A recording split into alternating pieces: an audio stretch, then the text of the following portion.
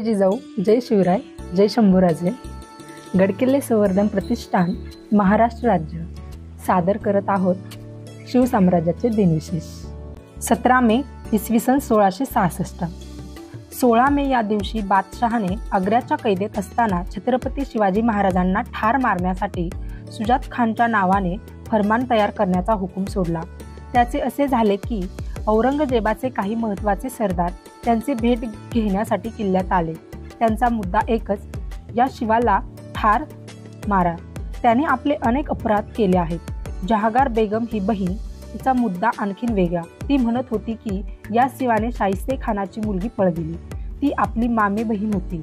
याच शिवाने सुरत शहराचे मला मिळणारे जकातीचे उत्पन्न खल्लास करून टाकले, म्हणून याला ठार मारा.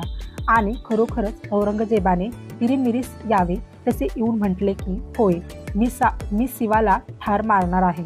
हा त्यांचा अचानक व्यक्त झालेला निर्णय ऐकताच सर्व जण क्षणभर विस्मितेचा झाला.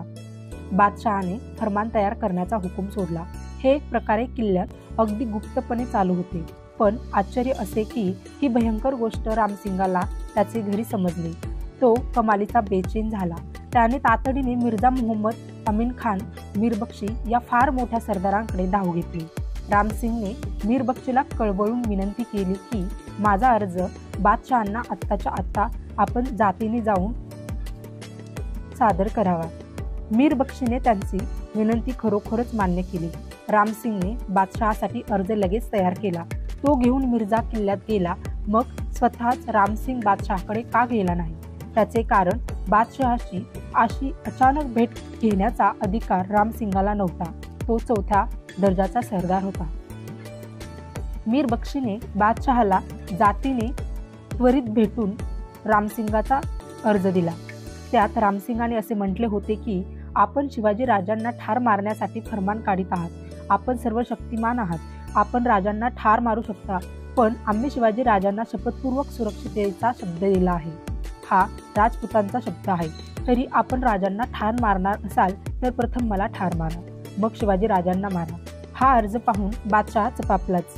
त्यातील पहिली गोष्ट अशी की शिवाला ठार मारण्यासाठी फरमान तयार करण्यासंबंधीची बातमी येथून बाहेर पडलीच कशी, रामसिंगला कळलीच कशी. दुसरी गोष्ट अशी की रामसिंग म्हणतो की मला प्रथम ठार मारा, मग शिवाला ठार मारा. याचा अर्थ असाही उघड दिसतोय की मी जिवंत असेपर्यंत शिवाच्या अंगाला तुम्ही हात लावू शकत नाही. इथेच बादशहा चपापला. त्याने राजांना ठार मारण्यासंबंधीचे फरमान थांबविले आणि मीरबक्षीला सांगितले की रामसिंगाला उद्या दिनांक 17 मे किल्ल्यात आम्हास भेटावयास सांगा. छत्रपती शिवाजी राजांचे तातडीने मरण बादशहाने पुढे ढकलले. दिनांक 17 मे रोजी रामसिंग किल्ल्यात दिवाण-ई-खासमध्ये बादशहास भेटावयास गेला.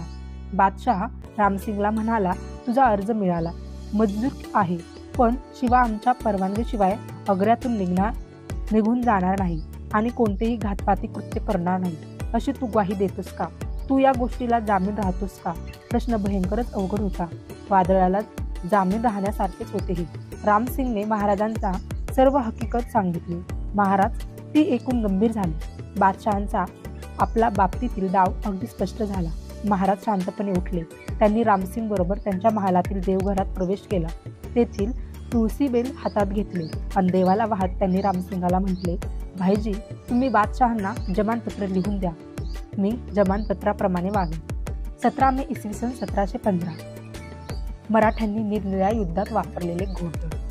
इसवी सन 1715 मध्ये कान्होजी भोसले या मराठा सरदारांनी चंद्रपूरच्या युद्धात वापरलेल्या घोडदळाचा उल्लेख मिळतो. तो याप्रमाणे 17 मे 1715 रोजी जयपूरचा राजा जयसिंगाने पिलसूच्या लढाईमध्ये कान्होजी भोसल्यांचा पराभव केला. त्यामुळे कान्होजींनी आपला उत्तरेतील मार्ग अडलेला पाहून चंद्रपूर प्रकरणाचा गांभीर्याने विचार करून 6000 घोडेस्वारांशी चंद्रपूरवर आक्रमण केले. चंद्रपूरचा पराभव करून अर्धे राज्य हस्तगत केले. छत्रपती शाहू महाराजांना एक हत्ती नजराणा म्हणून पाठवून कान्होजी उत्तरेकडे वळले. 17 मे इसवी सन 1782. सालबाईचा तह. सालबाईचा तह हा 17 मे इसवी सन 1782 रोजी मराठे आणि ब्रिटिश ईस्ट इंडिया कंपनी यांच्यात महादजी शिंदे यांच्या मध्यस्थीने झालेला एक तह होता. या तहामुळे 7 वर्ष चाललेल्या पहिल्या इंग्रज मराठा युद्धांची समाप्ती झाली. पार्श्वभूमी: राघोबाने पेशवाईच्या मोहापायी इंग्रजांची मदत मागितली होती. त्यानुसार इंग्रजांनी राघोबाशी सुरतेचा तह केला. त्यानुसार इंग्रजांनी राघोबाला पेशवाई मिळवून दिली आणि मोबदल्यात महत्त्वाचे प्रदेश व पैसे मागितले. इंग्रजांची मदत मिळाल्याने इंग्रज फौजेसह राघोबाने पुण्यावर चाल केली, पण महादजी शिंद्यांनी त्यांना तळेगावपाशी हरवले. वॉरेन हेस्टिंग्जला हे मान्य न होऊन त्याने बऱ्हाणपूर मुक्कामी असलेल्या गोडार्ड या इंग्रज सेनापतीस युद्धाचा आदेश दिला आणि इसवी सन 1781 मध्ये पुन्हा युद्ध सुरू झाले. यावेळी गुजरातचा फत्तेसिंग गायकवाड इंग्रजांना मिळाला. तरीही इंग्रज मराठ्यांना हरवू शकणार नाहीत हे लक्षात येऊन हेस्टिंग्जने महादजी मार्फत तहाचा प्रस्ताव मांडला. तहातील कलमे: सालबाईच्या तहातील करारात एकूण 17 कलमे होती. पुरंदरच्या तहानंतर ब्रिटिशांनी मराठ्यांचा जो प्रदेश जिंकला होता तो मराठ्यांना परत करण्याचे ठरले. यात वसईचाही समावेश होता. साष्टी बेट आणि एलिफंटा, कारंजा आणि हाँग या लहान बेटांचा अपवाद करण्यात येऊन ती बेटे इंग्रजांकडेच ठेवण्यात आली. ब्रिटिशांनी ग्वाल्हेरचा किल्ला आणि यमुनेच्या पश्चिमेकडील जिंकलेला शिंद्यांचा सर्व प्रदेश त्यांना परत केला. ब्रिटिशांनी सवाई माधवराव पेशवे यांना अधिकृत पेशवा म्हणून मान्यता दिली आणि येथून पुढे राघोबाला सहाय्य न करण्याचे ठरविले. गुजरातमधील जो प्रदेश, किल्ले आणि शहरे राघोबाने ब्रिटिशांना दिली होती किंवा त्यांच्याकडे गहाण ठेवली होती ती सर्व पुणे सरकारच्या हवाली करण्यात आली. राघोबाचे समर्थक फत्तेसिंह गायकवाड यांनी पुणे येथील पेशव्यांच्या प्रभुत्वाखाली स्वतंत्र शासक म्हणून मान्यता देण्यात आली. या तहानुसार गायकवाड युद्धापूर्वी जी वार्षिक खंडणी पेशव्यांच्या पुणे दरबारात देत होते ती त्यांनी यापुढे द्यावी व पेशव्यांप्रती एकनिष्ठ राहून मराठा राज्याची पूर्वीप्रमाणे सेवा करावी. मराठ्यांनी ब्रिटिश सोडून इतर कोणत्याही युरोपियन सत्तांशी संपर्क ठेवू नये व या मोबदल्यात ब्रिटिशांनी मराठ्यांच्या शत्रूला प्रत्यक्ष किंवा अप्रत्यक्ष अशी कोणतीही मदत करू नये.